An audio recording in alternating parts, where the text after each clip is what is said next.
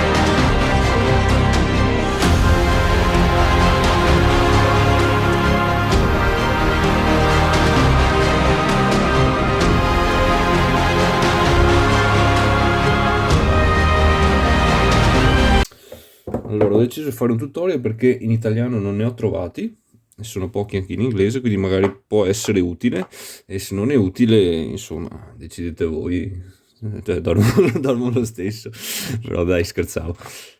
Allora, vediamo subito di cosa si tratta. Vabbè, Caesar Rome vs Gold, penso, magari se non lo conoscete, è un gioco reminiscente di grandi classici come Hannibal, Successors, We the People, tutte questa sorta di giochi qui. Quindi parliamo sostanzialmente di un gioco, di un board war game con movimento da punto a punto e che è caratterizzato da giocare delle carte.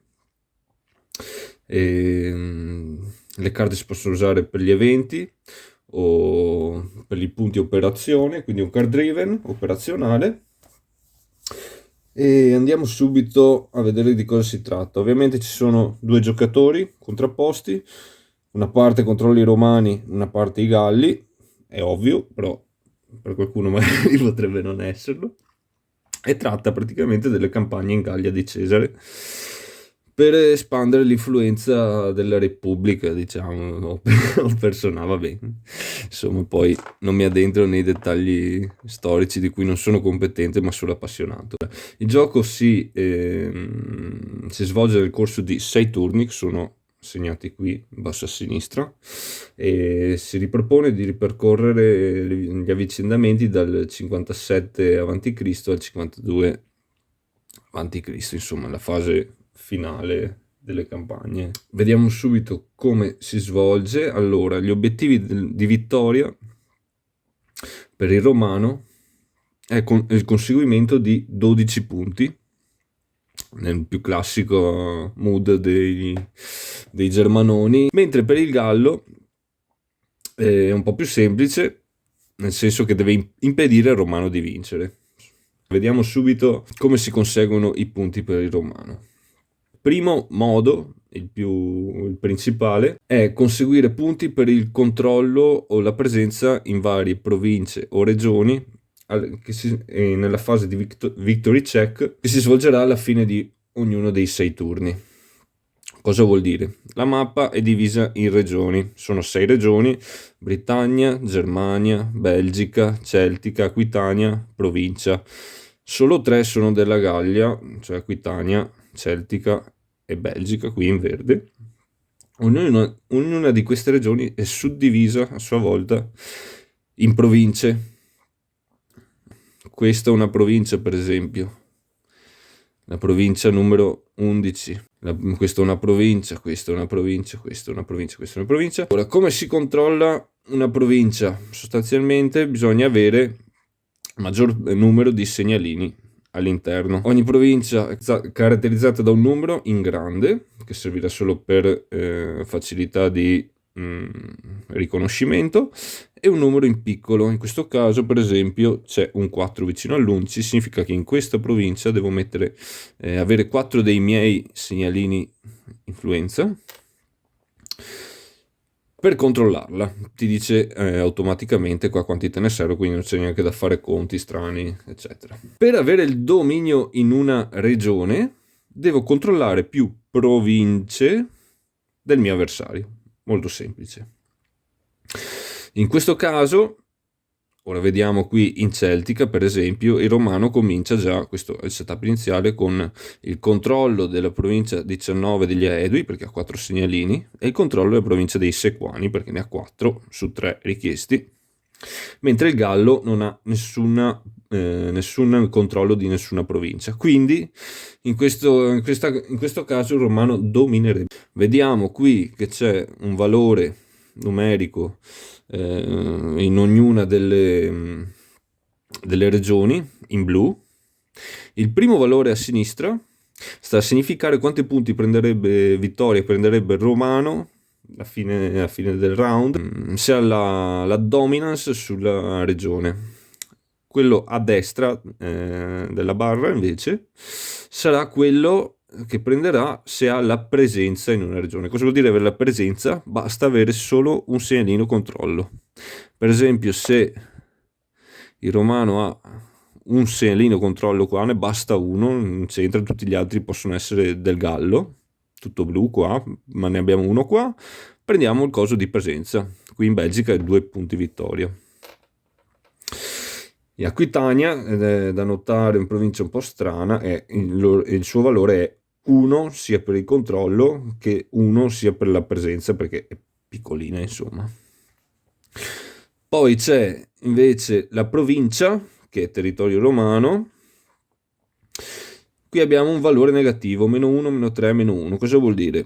Se il romano non ha il controllo di una di queste regioni alla fine del round, perderà quei punti vittoria. Si fa la somma totale dei punti vittoria, per esempio, quindi 5, diciamo, più 2 più 1. 5 più 2 più 1 quanto fa? 8. Andiamo in questa tabella qua, vedete, governance points, 8 punti vittoria, sarà un punto vittoria a fine del round, e quindi prenderemo questo segnalino qui e lo metteremo qua.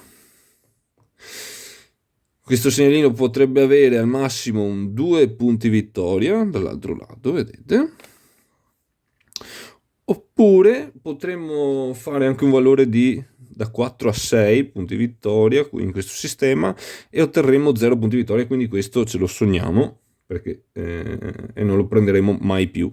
Ognuno di questi può essere preso una volta nel suo relativo round. Se non lo prendiamo, siamo a turno 2, questo sta qua, non lo prendiamo più. I punti vittoria guadagnati vanno messi qui. Quindi in questo caso abbiamo fatto un punto su 12 necessari per vincere, quindi it's a long way to the top if you wanna score the goal. Scusate. Allora, altro modo per guadagnare punti vittoria è fare mini campagne alternative.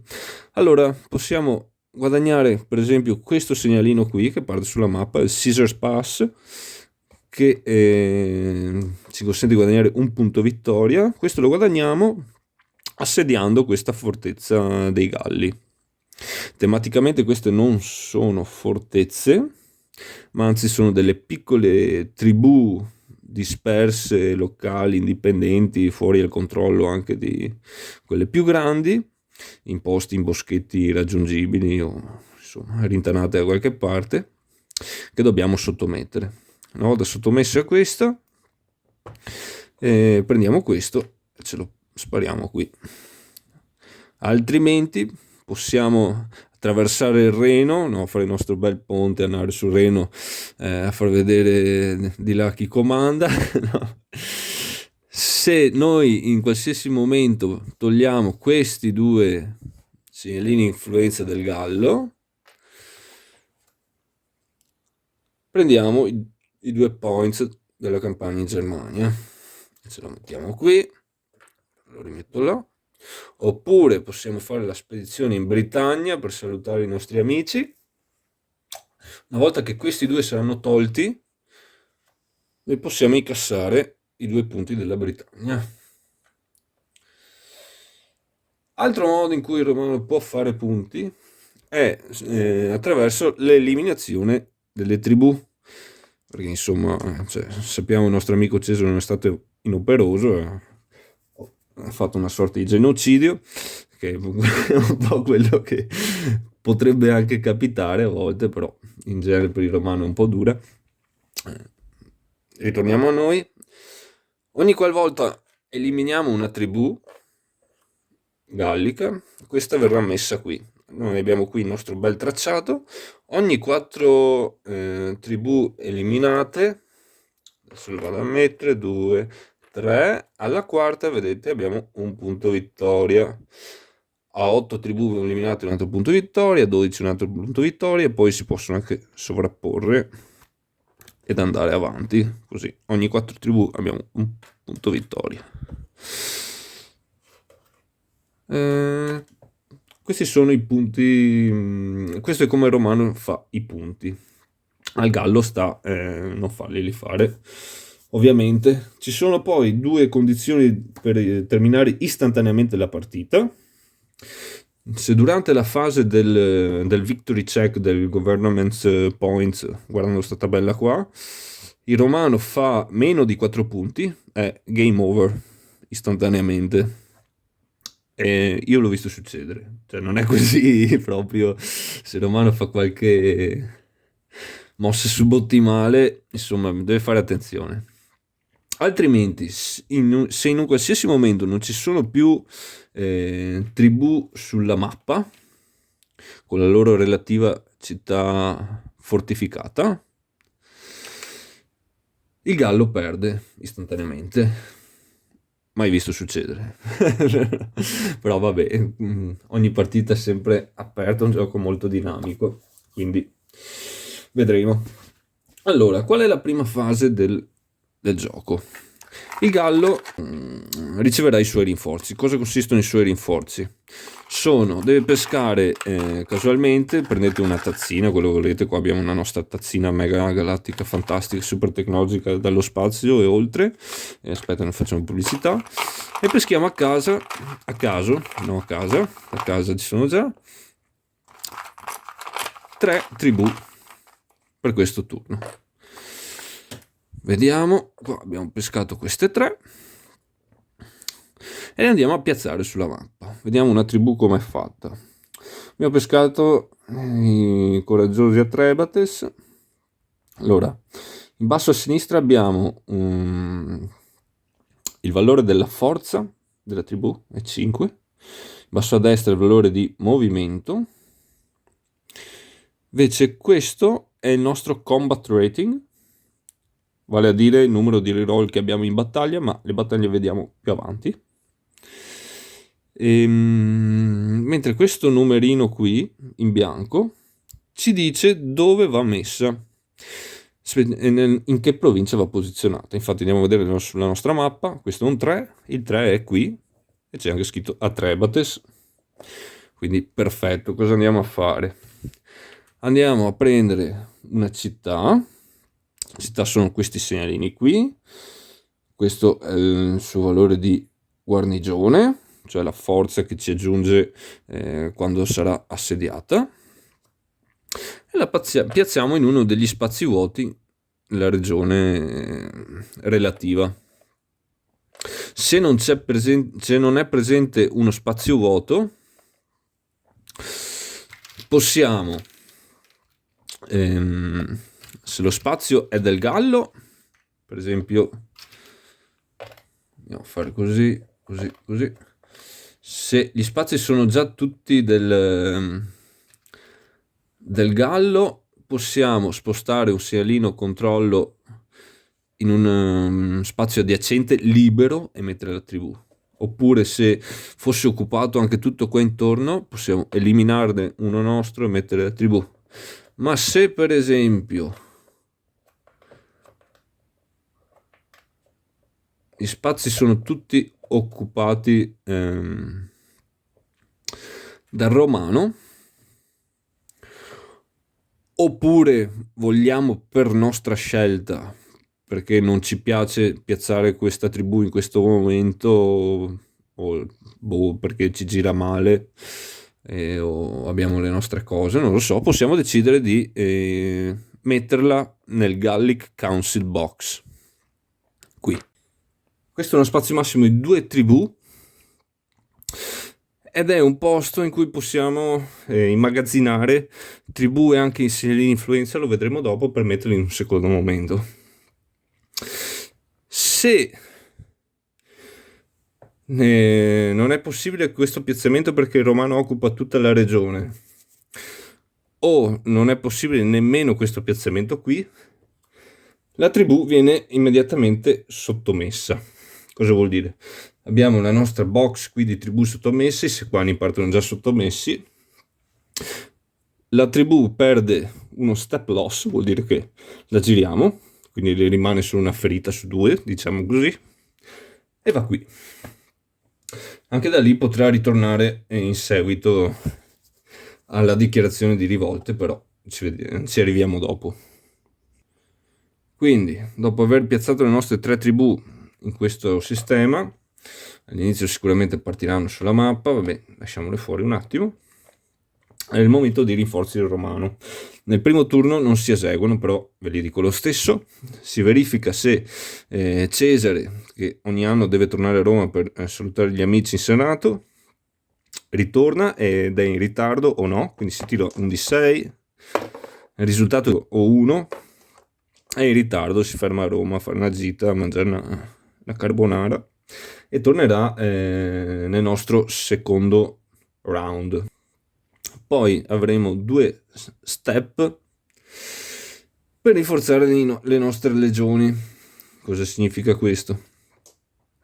Potremo curare una legione ferita. Aspetta, prendiamo una legione. Questa è la nostra legione. I valori sono stessi delle tribù del Gallo.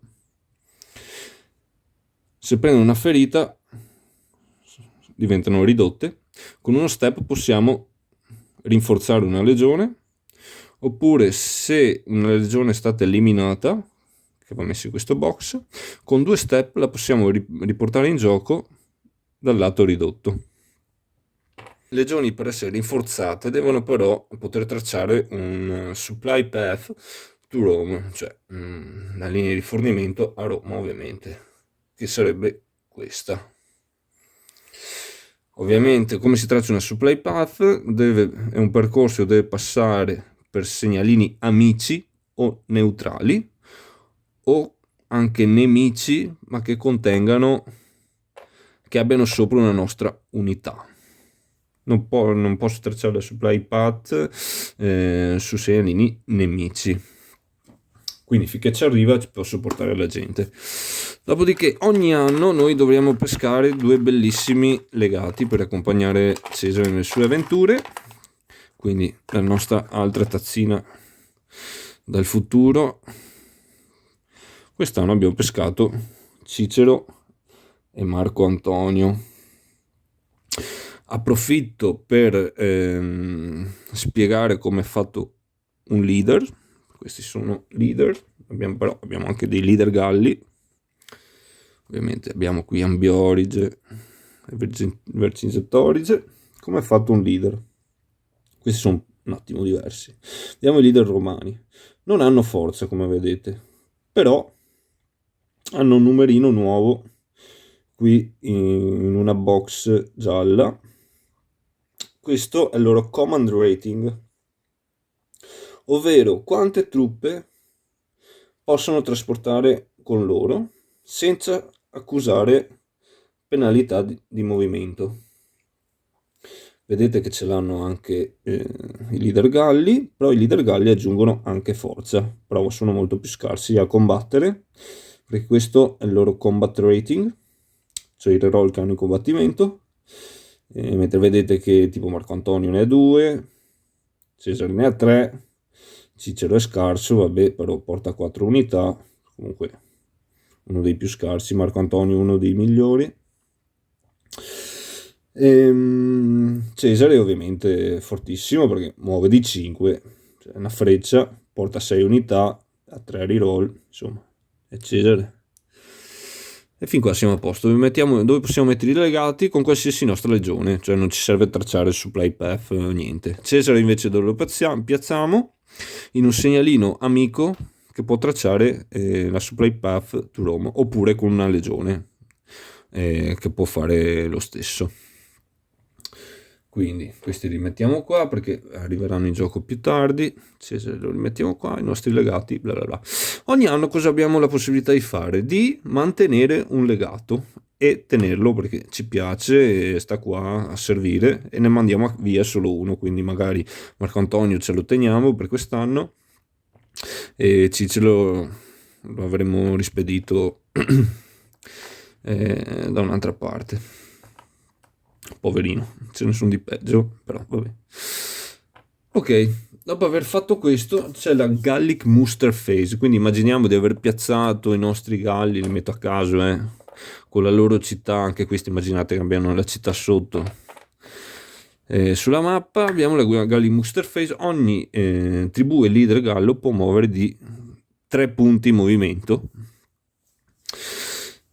senza però attraversare i segnalini in controllo romani, senza andare in spazi in cui possono essere intercettati, cioè adiacenti a unità nemiche, e senza poter ingaggiare battaglia. Quindi una sorta di riposizionamento tattico, non so, fa un 2-3, questo va qua perché si vuole congiungere, questo invece vado a trovare questo nella città e l'altro. Sto facendo a caso, tanto per farvi capire le fasi del gioco.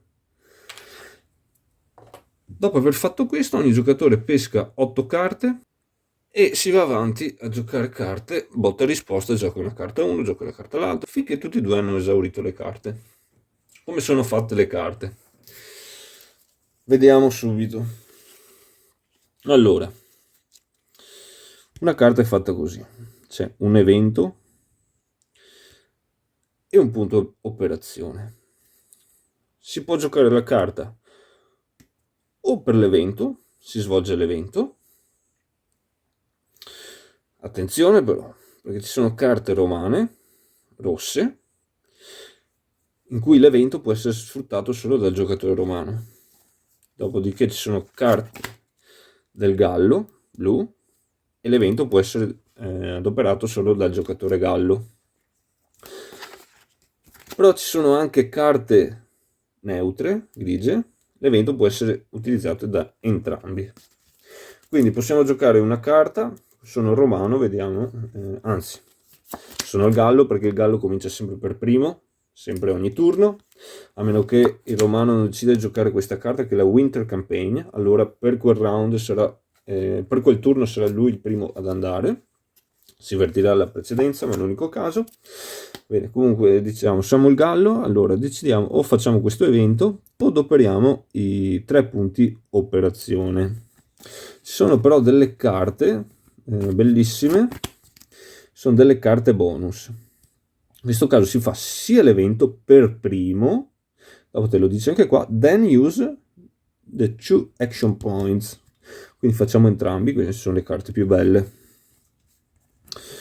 Quindi, cosa possiamo fare con queste carte? Aspettate. Ci sono poi delle carte surprise, che sono praticamente delle carte che puoi giocare fuori turno, che interrompono, le puoi sommare ad altre carte, sono abbastanza self-explanatory. Per esempio, questa qua si può giocare per incrementare il valore di movimento di un leader mentre marciate. Questa qua viene immediatamente, quando la giochi, viene scartata e sostituita immediatamente perché sono robe che fai in più. Oppure ci sono delle carte come questa, una carta reaction, lo stesso concetto della carta surprise. Questa la giochi non nel tuo turno, infatti questa dice cancella un evento giocato nella carta avversaria e dopo tutti e due i giocatori la ripescano, quindi la rimpiazzi, così sono delle robe Vabbè, ma si legge. Una carta surprise può anche essere scartata all'inizio del proprio turno e per pescarne un'altra, non so, perché non ti piace, vuoi vedere più opzioni. Come in Successors, se non erro, ok. Comunque, cosa possiamo fare con queste belle carte? Diciamo, se non giochiamo l'evento possiamo giocare i punti operazione. Cosa si fa con i punti operazione? Con un punto operazione si possono piazzare segnalini influenza, che sono questi qui. Quindi per esempio sono il gallo, ho 3 punti operazione, posso metterne 1, 2, 3. C'è una regola per piazzare i segnalini influenza. Bro. Il gallo può metterli dove gli pare, perché è in Gallia e ovviamente è casa sua, quindi per il romano è molto più difficile, perché lui deve sempre concatenarli l'uno all'altro. Quindi per esempio se voglio mettere con il romano dei segnalini, ho questa carta da 2 ops, qua la do per mettere i segnalini, potrò fare 1 e 2 perché è concatenata a questo. Molto molto easy. Il gallo li può mettere, dicevamo, dove vuole, però ha le stesse regole di piazzamento del romano se li devi mettere in provincia, qui, questa regione rossa. Quindi per esempio dovrebbe partire dalla fortezza qui, dalla tribù, vabbè, insomma, avete capito, dalla stronghold, per metterlo qui.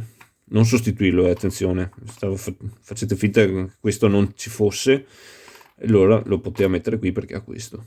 Dopodiché con un punto operazione, sempre della nostra carta, potremmo convertire un segnalino.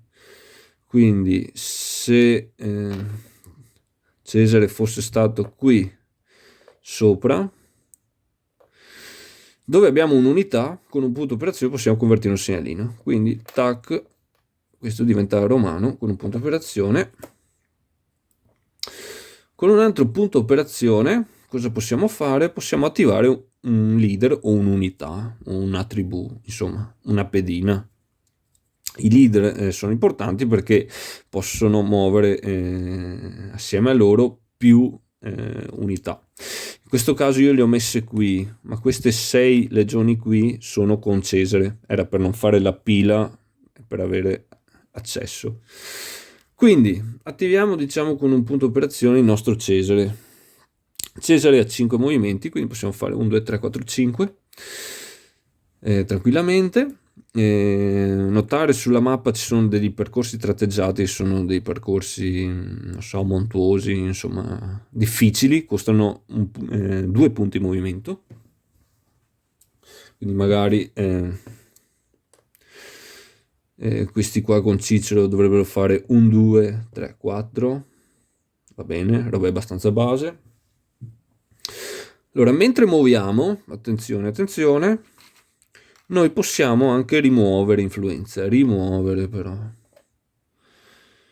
Quindi per esempio noi facciamo 1, 2, 3 per andare sopra questo segnalino gallo, con 2 dei nostri punti movimento, attenzione, non punti operazione, punti movimento, perché abbiamo usato solo un punto operazione per attivare Cesare, che ha 5 punti movimento, quindi ha fatto 1, 2, 3, con 4, 5, rimuoviamo questo. Facciamo un altro esempio di movimento. Se noi facciamo 1 con un punto operazione, attiviamo Cesare, facciamo 1, 2, 3, 4, togliamo questo, 5, con l'altro punto operazione che ci rimane, convertiamo questo perché c'è sopra Cesare, hop, paf. Facile, no? Questa è la nostra attivazione. Queste sono le opzioni per il romano, quindi può piazzare punto influenza, può convertire e può muovere. Andiamo a vedere altre cose che si possono fare nel movimento. Cesare, dicevamo, al suo treno qua di gente, durante il movimento si può lasciare indietro e prendere su gente come ti pare praticamente. Quindi potrebbe fare 1, lascia, anzi facciamo un esempio un po' più bello, facciamo così. Può fare 1, lascia giù 2 legioni qui, 2, lascia giù un'altra 2 là, scusate, e 3, va bene, decide di fermarsi qui, sopra 3 segnalini galli, perché magari in un turno successivo gioca una carta da 3 punti operazione, con questi 3 punti operazione vuole convertire questo, questo e questo, questi segnalini, no? Questa potrebbe essere una logica. Dicevamo che muovendosi può anche prendere su, quindi potrebbe fare 1, 2, 3 per raggruppare la gente. L'importante qual è qua? Che ogni unità può essere attivata e mossa una volta per turno, e anche i leader ovviamente. Quindi attenzione a questa roba qua. Se io avessi un altro leader con Cesare, non è che muovo Cesare, faccio 1, 2, 3, 4, 5 e poi dico attivo Marco Antonio e 1, 2, 3, 4. A parte che ogni leader è subordinato a Cesare o a Vercingetorige per i Galli, ma la logica è che non puoi concatenare i movimenti e le attivazioni. Quindi abbastanza dai, dritta come cosa, mi sembra. Il Gallo ha delle opzioni in più. Allora, intanto quando piazza i segnalini influenza, può metterli anche, dicevamo, nella Gallic Council Box, tipo li mette qua. Questo cosa vuol dire? Li immagazzina per un uso successivo. Infatti con uno punto operazione il Gallo potrebbe dichiarare un intervento qua del Concilio dei Galli. Cosa farebbe in questo caso? Porta in gioco, mette in gioco le tribù qui immagazzinate, qui ci sono gli Arverni, loro non possono entrare in gioco fino al turno 5 finché altre 6 tribù non sono eliminate, però va bene. Li mettono in gioco qua, regole di piazzamento normale, Arverni dove vanno 18, paf, li rimettiamo qua con la loro bellissima città. Gli Arverni, se hanno Gergovia libera, entrano in gioco con una città fortificata, che è un po' più forte, perché ha un 3 di guarnigione ed anche un -1 di penalità all'assedio. In più mette in gioco anche questi subito dove vuole, paf paf. Abbastanza easy.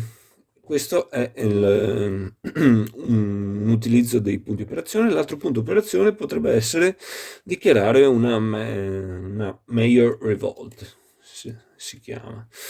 Cioè noi abbiamo la nostra bella casella piena di tribù sottomesse, diciamo, dichiariamo una rivolta, tutte quelle che vogliamo di queste, non tutte, non è obbligatorio metterle tutte, però tornano in gioco, ovviamente dal loro lato più debole, però piazzano tutti una città fortificata. Le regole del piazzamento sono quelle normali, quindi con una mossa, con un punto operazione facciamo paf paf paf paf. A un certo punto diventa un po' dura per il romano perché si vede un po' tallonato, così pieno di amici che vogliono salutarlo. L'ultimo modo per usare i punti operazione è quello di mettere un segnalino devastazione, che è questo qui. Questo può essere messo solo con Vercingetorige in regioni in spazi adiacenti, va bene, o tramite l'utilizzo di una carta, cioè proprio una carta evento del Gallo. Questo praticamente va sopra uno spazio, toglie il segnalino influenza e blocca il supply path, praticamente la linea di rifornimento a Roma, ma anche per il Gallo, cioè anche il Gallo ha il suo supply path. Dopo aver detto questo, bisogna dire una cosa molto molto importante e particolare di questo gioco. Dopo ogni carta giocata, attenzione, ogni carta giocata, si fa il check se le truppe sono in supply. Quindi se gioca il Gallo, dopo aver fatto la sua carta, guarda subito se le sue truppe, non quelle del romano, le sue truppe sono in supply. Per il Gallo tracciare il supply è molto semplice. Abbiamo le belle, dove sono? Le nostre belle tribù. Basta che questa possa tracciare un percorso libero da unità e segnalini nemici a un segnalino amico. Così, da qua prende provviste a posto. Oppure a una fortezza, oppure a una città. Ok? Per il romano il discorso è un po' più complicato, perché il romano, attenzione, ascoltate, deve poter tracciare il percorso a un segnalino amico in una provincia che controlla, per esempio questa degli Aedui, che a sua volta può tracciare un percorso a un altro segnalino amico in un'altra provincia che controlla. Quindi praticamente in questo caso sarebbe in supply, perché controlliamo la provincia degli Aedui che può collegarsi a quella dei Sequani, ma mettiamo che quella dei Sequani non ci fosse, può tracciare un percorso libero alla provincia degli Aedui che può a sua volta tracciare un percorso alla provincia degli Atrebati, quindi siamo a posto. Oppure può tracciare un percorso che lo collega a una città, per il romano sono queste tre, o a Roma. Questo significa essere in supply per il romano. Il percorso può anche passare in percorsi difficili, accidentati. Ovviamente non può mai attraversare, come dicevamo, unità nemiche o segnalini di controllo nemici. Altra cosa, il percorso può essere tracciato tra porto e porto amico. Ovviamente sempre in regioni controllate. Quindi per esempio, com'era la storia qui? Ok. Mettiamo che qui sia tutto del Gallo, quindi Cesare si trovi qui. Qua è tutto del Gallo, vabbè, Romano aveva già perso, però quindi non può tracciare una via alle città o a Roma, però controlla questa regione qui con un porto, questa regione qui con un porto, e anche supremazia, questo è la supremazia marittima navale, la supremazia su questo oceano. Come si fa a avere supremazia? Controlla il maggior numero di porti, quindi ne ha 3, il Gallo ne ha uno solo, c'è il simbolo della barchetta. Quindi è anche, mettiamo proprio che, e qui è tutto del Gallo, no? Quindi l'unico collegamento tra questa regione e questa regione sarebbe via mare, tra un porto amico a un porto amico in 2 regioni che controllano. Quindi a posto, siamo in supply. Se fosse stato così, a parità ovviamente, la supremazia è del Gallo, perché 2 porti con 2 porti, no, qua ne ha 3 Romano, vabbè, adesso non mettetemi in difficoltà, ok. La supremazia del Gallo non può tracciare ovviamente qua, in parità è sempre del Gallo la supremazia navale, dicevamo, perché è casa sua. Ok, questa è la regola del supply path. Se non rispetti il supply path, prendi attrition, cioè ti becchi uno step. Vediamo qua altre regole del movimento, perché ovviamente ci sono altre opzioni possibili. Quando ci muoviamo possiamo essere intercettati. Allora, cosa vuol dire questo? Se praticamente noi abbiamo il nostro Ambiorige con le sue 2 belle tribù che vuole muoversi e passare in uno spazio adiacente al romano e che non contenga un segnalino amico per il Gallo, ovviamente. Quindi se Ambiorige va qui, il romano può tentare di intercettarlo. Ambiorige dichiara di andare qui, quindi diciamo che Cesare prova forte i suoi uomini a intercettarlo. Cosa si fa? Si tirano 2 dadi e bisogna ottenere un 9, però ci sono bonus e malus ovviamente. Innanzitutto abbiamo un bonus dato dal combat rating del nostro leader, quindi in questo caso è un +3 di Cesare, fortissimo. Dopodiché, se tentiamo di intercettare dove c'è un segnalino amico, abbiamo un +2. Se tentiamo di intercettare dove c'è un'unità amica, abbiamo un +2, lo stesso, come se ci fosse un segnalino amico. Quindi in questo caso qui Ambiorige vuole muoversi qui per attaccare questa povera legione solitaria, una mossa ovviamente sconsiderata. Cesare decide di intercettare, avrebbe un +5 al tiro del dado. Va bene, 1000. È intercettato. Attenzione però, perché Ambiorige potrebbe dichiarare di poter fare avoid battle, cioè ragazzi qua non ce n'è, meglio tornare indietro. Cosa deve fare? Deve tirare 2 dadi e fare almeno 9.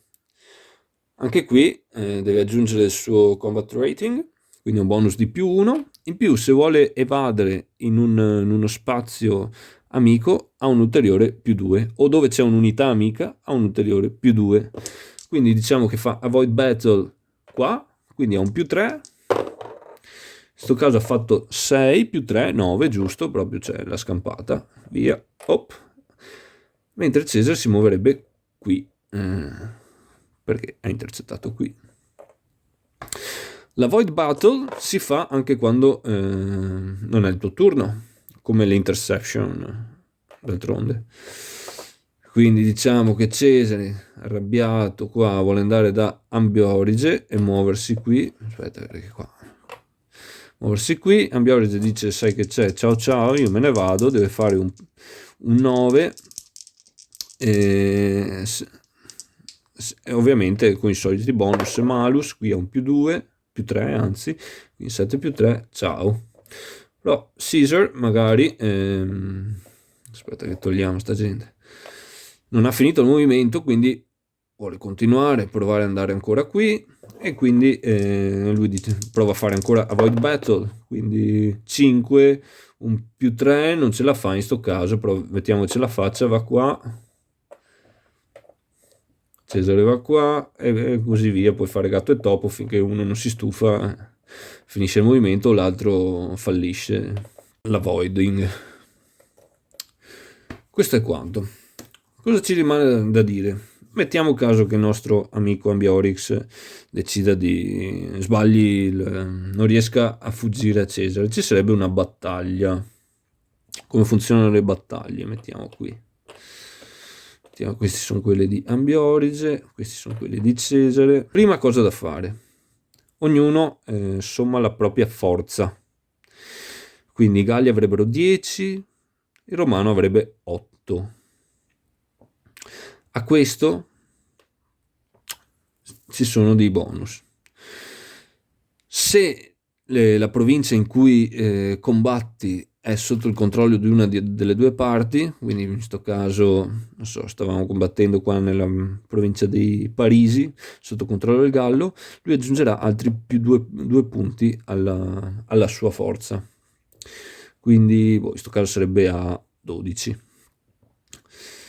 Se il Romano combatte in provincia, aggiunge altri 2 punti alla propria forza. Questo si chiama, bonus a provincia, invece quello in cui controlla la regione è definito local support. Ok, una volta calcolata la forza si tirano i dadi.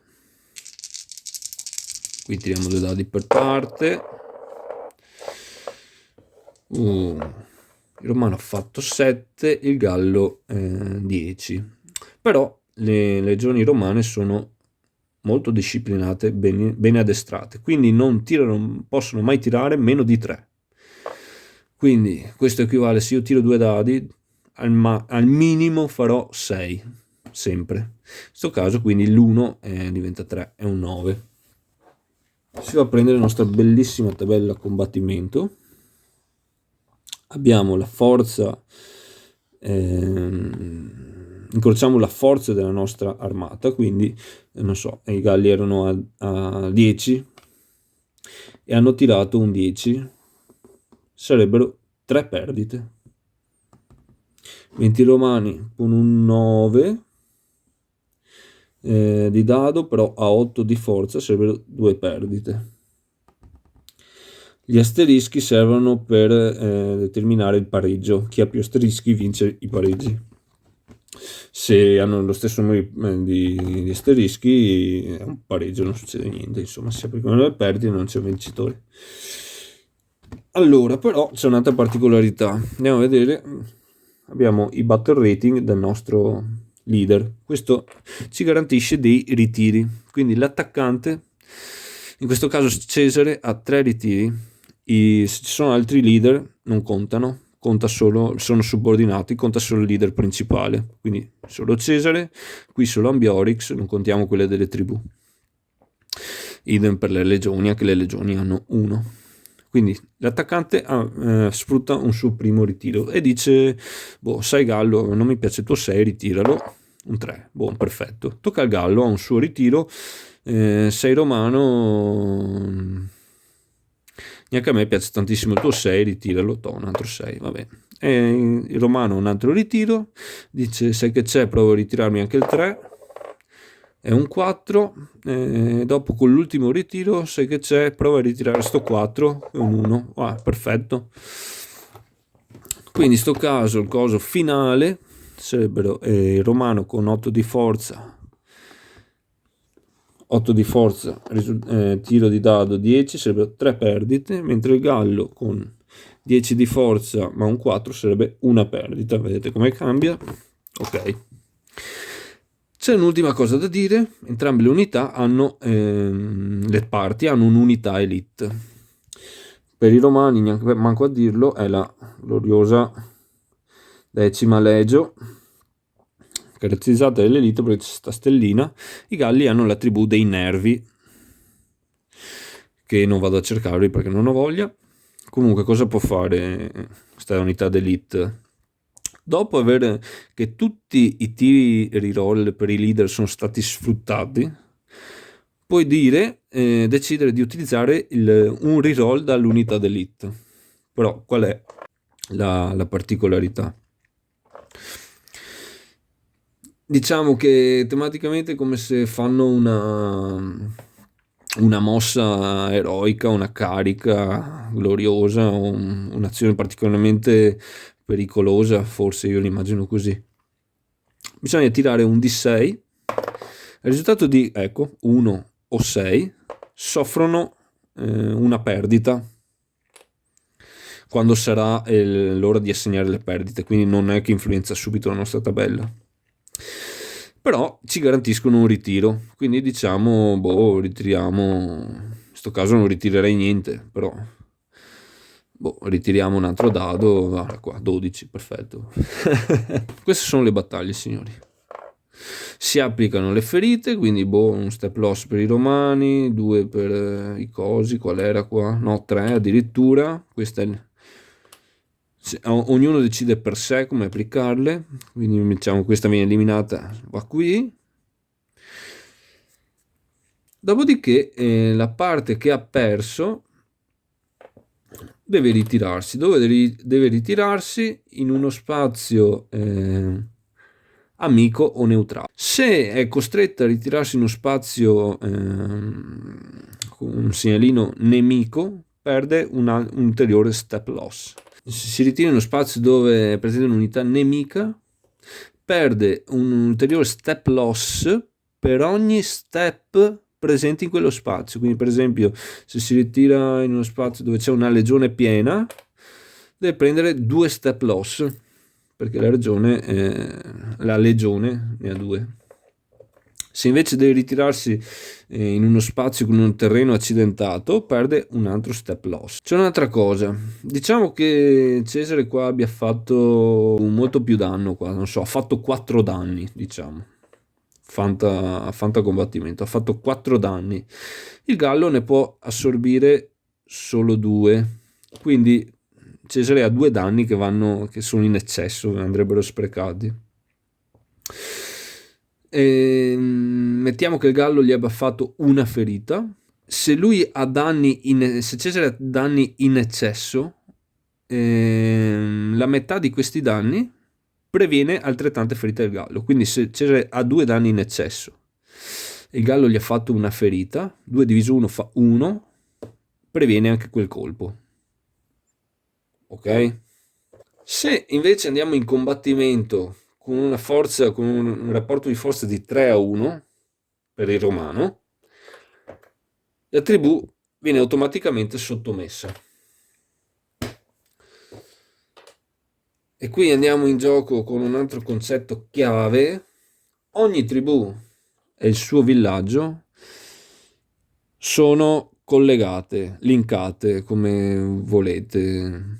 Questo vuol dire che qualsiasi sorte attenda la tribù oppure il villaggio, la sua controparte subirà la stessa. Nel senso, se i signori Atrebati qui avevano un villaggio qua, no, questi sono i Suessonis. Se i Suessonis qui hanno un villaggio qui e vengono eliminati, anche il villaggio, puff, via. In modo analogo, se il villaggio viene devastato e gli Atrebati sono qui, puff, via. O se il villaggio viene sottomesso, perché anche questi si possono sottomettere, la tribù viene sottomessa là. Andiamo all'altro tipo di combattimento, che sono gli assedi. Cos'è che si può assediare? Ovviamente una città, oppure un villaggio, oppure le strongholds, che tematicamente vi dicevo sono un'altra cosa, però si chiamano strongholds. Cosa significa? Diciamo che il nostro amico Cesare va qui con le sue belle legioni a trovare sempre sti Suessones, poverini. Cesare, dicevamo, va qui 1, 2, 3 e vuole andare dentro il villaggio qua dei Suessones. Allora, la tribù ha 2 opzioni. Può fare, si può ritirare all'interno del villaggio, può restare fuori il villaggio a combattere, oppure può fare tecnicamente, ma non farà mai, una void battle e tentare di andare qui. Comunque i segnalini città e villaggio sono considerati non le strongholds, sono considerati spazi dentro lo spazio, nel senso che un'unità può stare fuori oppure dichiararsi dentro e uscire. In questo caso loro si dichiarano dentro, andrebbero messi sotto, quindi con Cesare sopra sarebbe in uno state of siege per tentare un tiro dell'assedio, cioè cominciare l'assedio, così è già sotto assedio. In qualsiasi momento comunque il gallo in una sua attivazione potrebbe uscire, in quel caso sarebbe battaglia. Oppure se un'altra armata dei Galli, un'altra tribù viene dentro per combattere con Cesare, le forze, e Cesare accetta battaglia, le forze all'interno possono fare una sortita e aggiungersi alla battaglia, quindi questi andrebbero ad aggiungersi alla forza dei Sequani contro Cesare, ok? Possono anche decidere di non farlo. Comunque, tornando a noi, diciamo di attivare Cesare, un punto ops per attivare il nostro leader, il quale ha 5 punti di movimento, 3 dei quali possono essere usati per tirare sulla tabella dell'assedio. Quindi noi prendiamo i nostri 2 bei dadini, tiriamo, abbiamo fatto un 7. Ora bisogna contare la forza della nostra gente, in questo caso abbiamo 8, mentre il gallo ha 4, ma anche il più 2 della guarnigione. Ricordate il valore di guarnigione? Lasciate stare questo. Se una città è fortificata ha più 3, in più ha meno 1 al tiro di dado per il romano. In questo caso ha 6, deve fare un rapporto di forza. Cosa vuol dire? 8 sta a 6, è arrotondato per difetto, è un 1 a 1. Ok? Se avessimo avuto un 9 sarebbe stato un 1,5 a 1. Ho detto una cavolata? No. Sarebbe stato un 1,5 a 1. Se avessimo avuto un 12 a 6 sarebbe stato un 2 a 1 per il romano. Quindi noi abbiamo tirato un bel 7, abbiamo un bonus, un modificatore di +1 perché Cesare sta assediando. A questi vanno detratti eventuali modificatori della città, per esempio se era fortificata avremmo avuto un -1. Poi ci sono i Veneti, che sono grandi, i Veneti sono una tribù marittima, hanno la loro speciale regola città, che si hanno la supremazia nel mare con il loro villaggio speciale qua. L'attaccante è un -2, a meno che non abbia lui la supremazia, la naval supremacy. Quindi abbiamo fatto un 7 +1 di Cesare 8. Andiamo a vedere la tabella, siamo sull'1-1, avremmo fatto un punto assedio. Vedete, ci sono due valori. Il primo in grassetto a sinistra è le perdite che subiremmo, cioè se avremmo tirato un 9 avremmo avuto uno step loss e avremmo conseguito 2 punti assedio. Noi mettiamo il nostro bel marker qua, puff, siamo a un punto assedio. La città sarà espugnata quando raggiungeremo 3 punti assedio.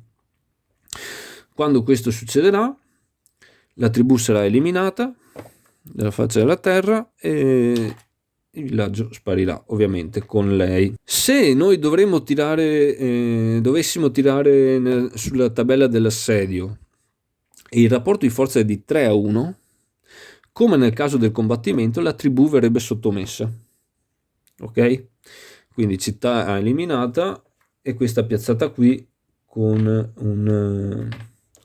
una perdita di step. Discorso diverso invece per le strongholds. Queste vanno sottomesse. Si tira sempre sulla tabella l'assedio, ma indipendentemente dal rapporto di forza si guarda sempre l'1,5 a 1 e servono solo 2 punti assedio. L'ultima cosa che ci rimane da spiegare sono la fase di Winter Quarters.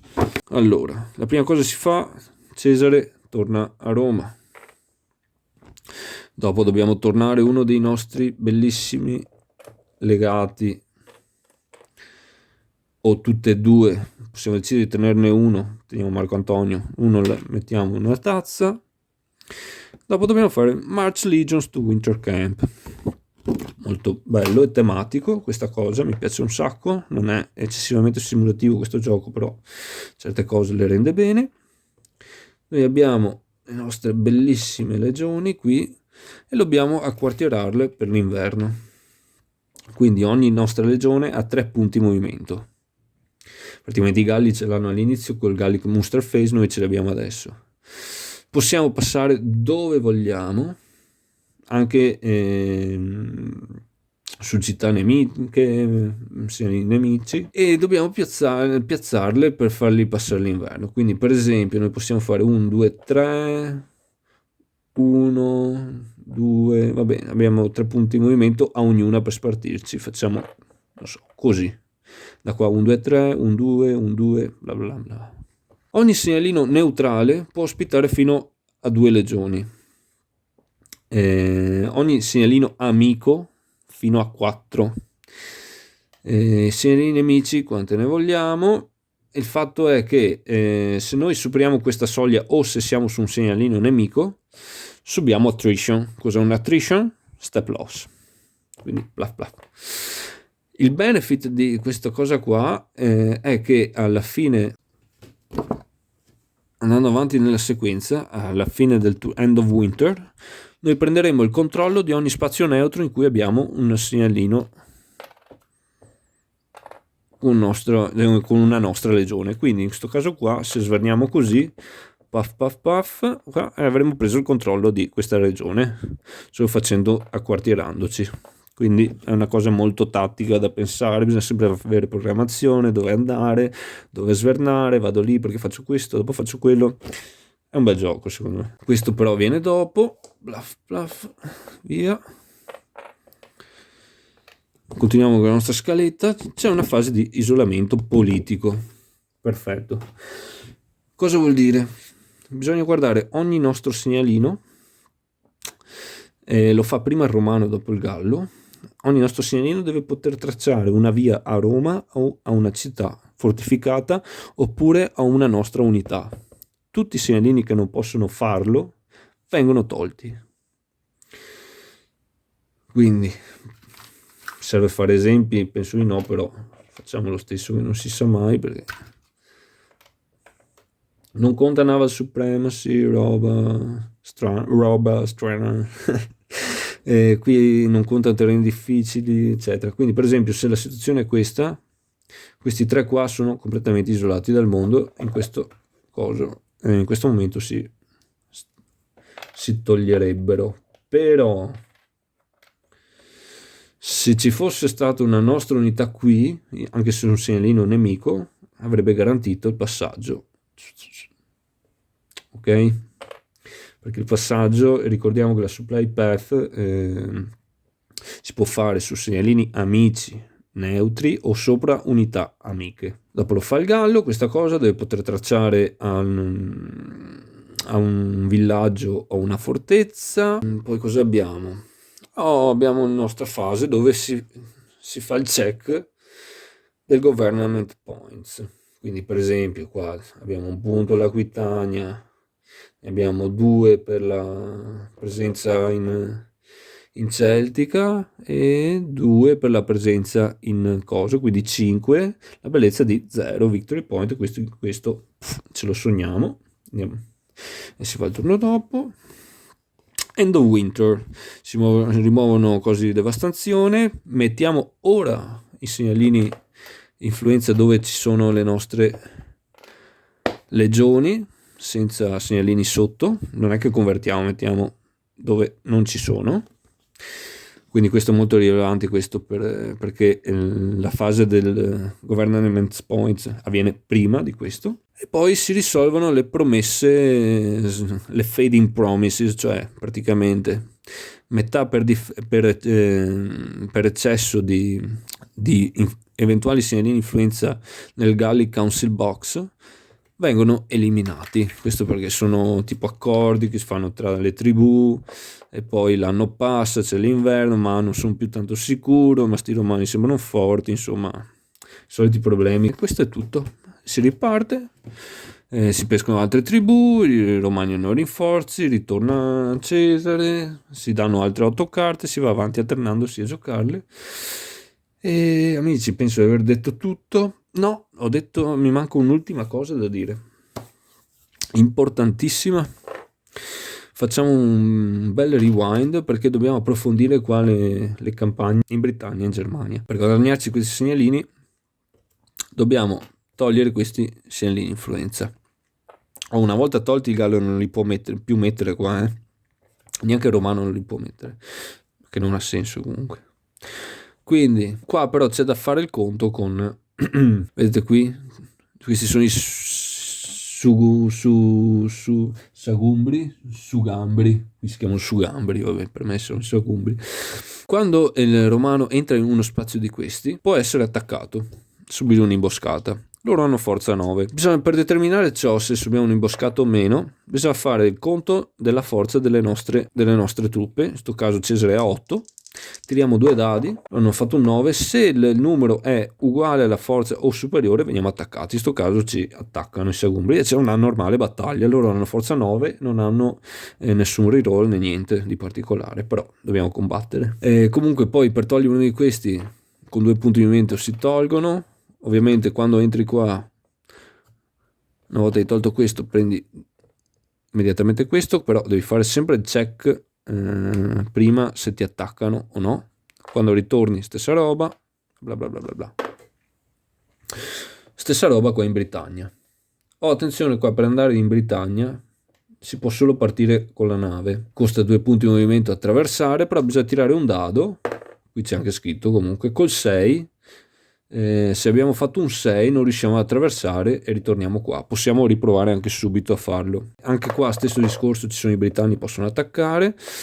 Non vi ho detto niente, anche se non serve, questa box qui che tiene delle unità che entrano tramite eventi.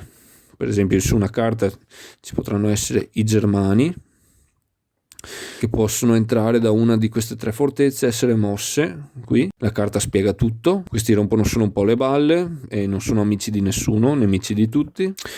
La cavalleria germanica che può essere ingaggiata come ausiliaria dai romani, gli Aedui che possono tradire e ribellarsi, tribù minori che entrano in gioco per il gallo, mercenari per il gallo, la milizia può essere chiamata per il gallo. Tutti questi, a parte i germani e gli aedui, alla fine della fase di winter quartering tornano alla loro relativa box. Niente di che. Questo è tutto.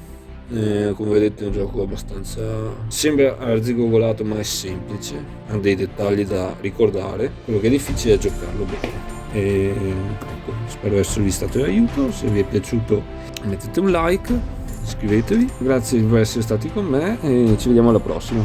Ciao belli.